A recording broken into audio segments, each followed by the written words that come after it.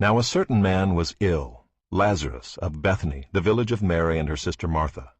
It was Mary who anointed the Lord with ointment and wiped his feet with her hair, whose brother Lazarus was ill. So the sisters sent to him, saying, Lord, he whom you love is ill. But when Jesus heard it, he said, This illness does not lead to death. It is for the glory of God, so that the Son of God may be glorified through it. Now Jesus loved Martha and her sister and Lazarus.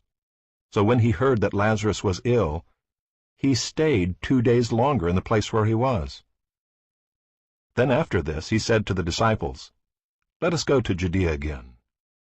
The disciples said to him, Rabbi, the Jews were just now seeking to stone you, and are you going there again? Jesus answered, Are there not 12 hours in the day? If anyone walks in the day, he does not stumble, because he sees the light of this world. But if anyone walks in the night, he stumbles, because the light is not in him. After saying these things, he said to them, Our friend Lazarus has fallen asleep, but I go to awaken him. The disciples said to him, Lord, if he has fallen asleep, he will recover.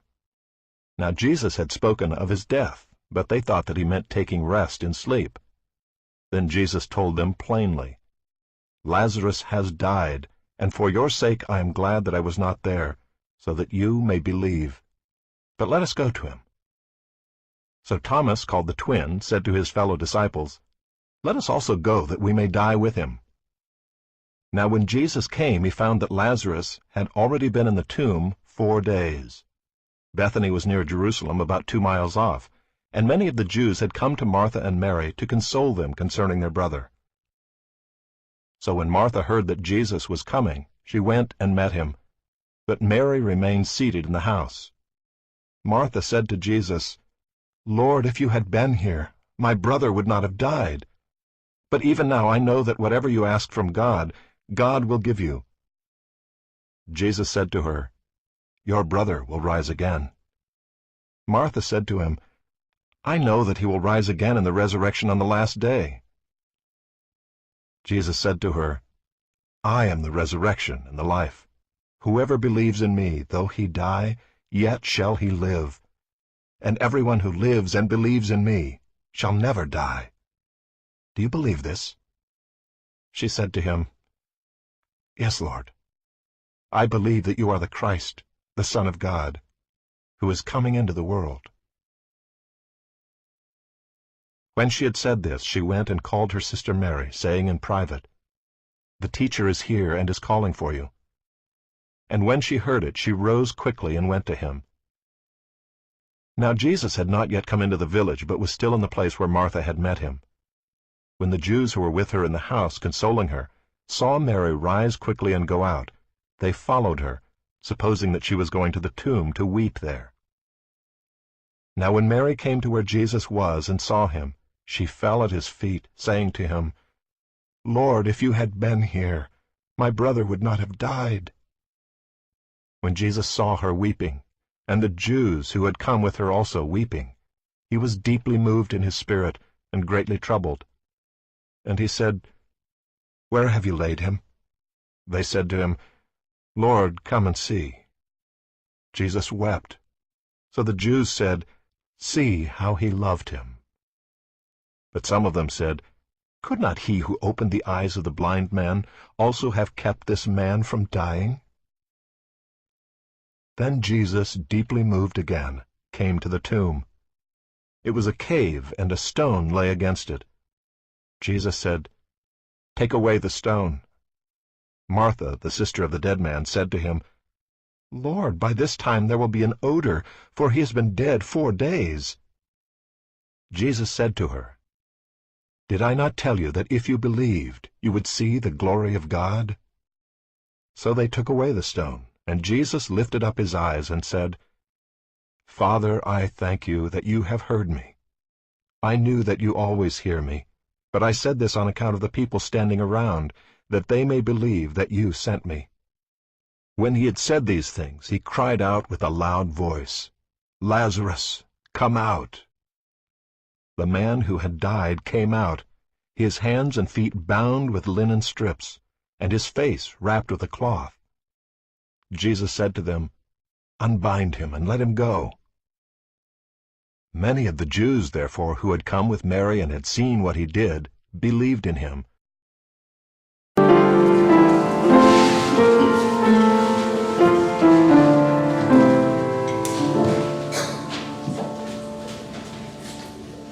Good morning. First, I want to say thank you to everybody who emailed, texted me, called me, sent cards, sent flowers, sent plants. Really appreciate it. It lifted me up in a time, when I was really sad and tired and worn out, had family in town and all those type of things. But today what I want to talk about is what God does. And I think one of God's main features is that God calls. And God calls us out. He calls us out of darkness into light. He calls us out of caves of despair into hope. He calls us out of bad relationships into better ones. He calls us out of hate towards forgiveness. I didn't say hate to forgiveness, but towards forgiveness. He calls us out of indifference towards love. And he calls us out of doubt into faith. And I think that's the central theme today that we see in this story of Jesus with his friend Lazarus. And I saw 4 calls today in this story. So I'm going to go through them one by one, make it easy for me, who still has a scattered brain, and hopefully easy for you all. I'll tell you a little story about that. Miss Beckton and I were next door, and there's this big giant pile of keys to get around this entire place, and I got it. We have this envelope, and it's kind of hidden, and I got the envelope, and I went and I got in the church, and I got over here to the hall. They're doing movie day, and I don't know, Miss Beckton at one point says, "Where's my keys?" Because she has a big chunk of keys too. And I don't know, hours later she says to me, "Father Mike, I found my keys." I said, "Oh, that's great." She goes, "Apparently somehow they found their way into this envelope, and I moved them." And I said, "Oh my God, I'm becoming like my wife." She's moving things around. So I'm still a little scattered, but please bear with me today. So the first part of the gospel today, we see Jesus calling his disciples to faith. And, he calls his disciples and he says, "Let's go to Judea again." And the disciples protest. And they say, "Rabbi, you're going to get stoned there. I mean, the Jews are mad at you. They were trying to stone you before. Why should we go back over there?" And he gives them this speech about 12 hours in the day, 12 hours of light per day, and that type of thing. And it convinces them to go with him back to Judea, even though there's danger. And a little side note for our biblical scholars, Thomas, the one that we all know as Doubting Thomas, says, "Let us go that we may die with him." And it's just a little side note, but it's like Thomas actually was very practical and very brave to go with Jesus that day. And he exhorts his disciples, so they go back to Judea despite the danger. And then, of course, the next person that we see along the way with Jesus is Jesus meets Martha. And we all know Mary and Martha, right? I mean, they're big, supporters of Jesus and friends of Jesus. And now we hear Mary, Martha, and Lazarus, their brother. And, in that culture, brother is kind of like cousin is here. They might actually be brothers or sisters to each other. They may just be extended family or kind of good friends. So they're called brother, just like we call people cousin in Riviera Beach. But anyhow, he goes up to Martha, and she comes right to him, and they have this deep discussion about, Jesus says, "I am the resurrection and the life." And this is one of the 7 times in John's gospel where he uses what they call an "I am" type of speech. So, "I am the resurrection and the life," before he said, "I am the vine, you are the branches," etc. So those who believe in me will never die, but will live, and everyone who lives and believes in me will never die. And he asked the big question, do you believe this? And we hear Martha say, yes, Lord, I believe that you're the Son of God. You're the Messiah. That you're the one that's coming into the world. And then the story goes forward, and then we hear Martha again. Jesus goes, and he's greatly disturbed, and he's now wept for his friend Lazarus, and for Mary and Martha who are crying, and all these people, and he's deeply moved. And I love that image of Jesus weeping, because these people were truly his friends. So, so when I hear that, I go, that's a really human emotion. And that's one I experienced in the last couple of weeks. So that really touched me today. And so, but Jesus again, greatly disturbed, it says, comes to the tomb, and it was a cave, and the stone was lying against it. And Jesus says, take away the stone. And Martha says, Lord, there's already a stench. He's been dead for 4 days. In other words, let's be practical. I know you're Jesus. I know you're the Son of God, but let's be practical. And then Jesus again calls to Martha and challenges her and says, did I not tell you that if you believed, you would see the glory of God? And so they take away the stone. And I'll get back to that in a minute. And then, of course, Jesus, in a dramatic way, just like Bob did today, first he does a prayer. Father, I thank you for having heard me. I know that you always listen to me. And I'm saying this for the crowd, but I think that's a beautiful prayer. And it's kind of like what we do later on today in the memorial for the Eucharist. We got before we raise the host and we raise the bread into the wine, Jesus says, I thank you for this. And then he offers it to his disciples. So then we hear the dramatic part about Lazarus come out of the tomb. And Lazarus, that is the true call, the final call. Come out. And Lazarus comes out. And then the final command is unbind him. So Jesus calls Lazarus out of bondage into freedom. This is the most dramatic miracle that Jesus performed ever. We could say that Jesus' resurrection is a miracle, but we kind of believe that God the Father drew Jesus out. A whole discussion on that some other time. But Jesus, just like he did with Lazarus, calls us out of darkness into light. And he calls us out of despair into hope. And he calls us out of death into new life. And Jesus calls, and he never stops calling us. Right? Can I get an amen on that? My life, I know, when I was a lawyer and I'm 15 years ago and I'm laying in my bed and, I had been a Roman Catholic deacon up at St. Ignatius, actually the place that my mom had the funeral at. I hadn't been back there for a while, but when I was there, I knew that God was calling me. And then, I met my wife and got married, and you can't be married in the Catholic Church, and I went out and I became a teacher and a lawyer and a mediator for the last 20 years. And in the middle of the night, 15 years into being a lawyer, I was getting these dreams, and God was I was having these dreams that I wanted to be a priest. I'd wake up and sit up and go, what do you want?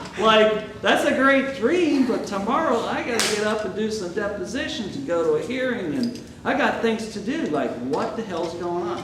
Seriously, I got to that point where I was kind of screaming in my mind, because my wife was right there. So, I just kept feeling that pull, that call, and I wasn't understanding it, because how can I accomplish this thing that I wanted to do? But slowly, the Lord calls, but he always kind of leads you little by little, Just like he did with the disciples today, he just cajoles you along. It's never like these, I mean, I guess someone has dramatic calls, but mine was like a slow pull, pull, pull. Slow little steps. And then slowly I got into, meeting with someone and telling them. And actually I met with Deacon Bob. I think he was one of the first people I met with many years ago. And we went to that, what's your favorite breakfast restaurant? Oh, yeah. Yeah, he said, let's go to this place, and we started talking, and he helped me with this 5-6 year process of becoming ordained priest with the Episcopal Church. So, but in all of us, what I want to impress upon you is not just a call to an ordained ministry. It's everyone's call to do something for the Lord. And so it's a series of experiences that we have with the Lord. And God is always calling all of us. To the point where I think Jesus is really a serial caller. I mean, he's like a stalker in some ways. And sometimes you feel like that.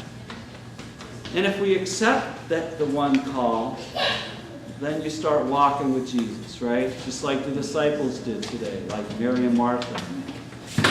Like our little kids are doing today. They're happy. I'm happy that they're happy.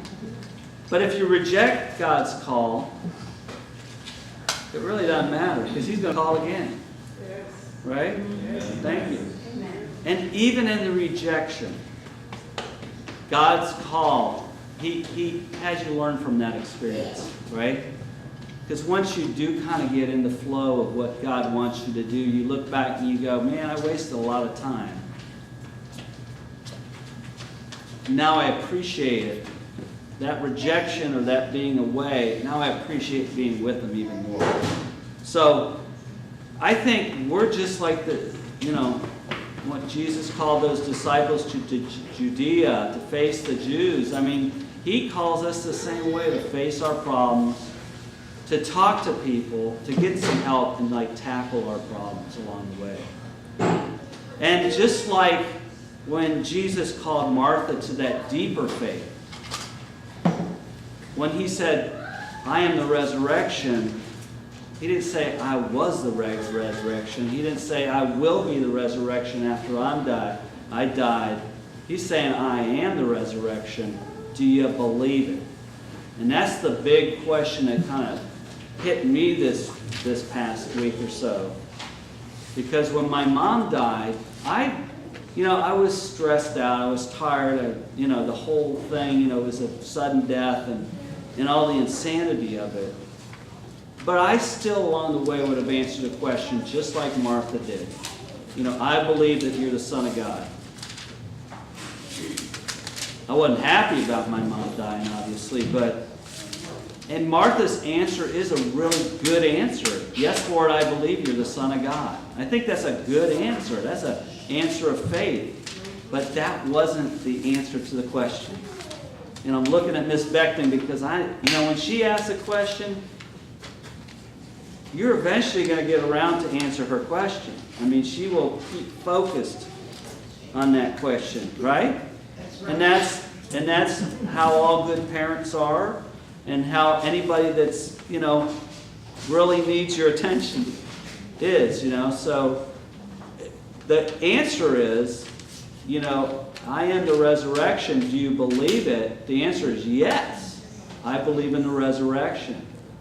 But during the 10 days after my mom died, I couldn't answer. I was not answering that question.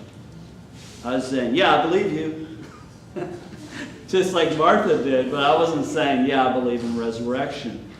And that's always in the back of my mind, if you're really a Christian, that's the big question. Because we can all be nice and do things for people, but do we believe that Jesus is resurrection? And he said, did I not tell you that if you believe, you would see the glory of God? And Martha this time doesn't answer. But she doesn't protest either. And they take away the stone. And then Jesus calls Lazarus out to his second life, his new life. So God, through Jesus, is calling us to this deeper faith. So my experience was last Friday night, I went just the other 2 nights ago, I went to a friend's diaconate ordination. Her name is Faye Summers. A wonderful lady that I met at the diocesan school in Fort Lauderdale 5 years ago. And she's been in a long process, a 5-year process, to become a deacon.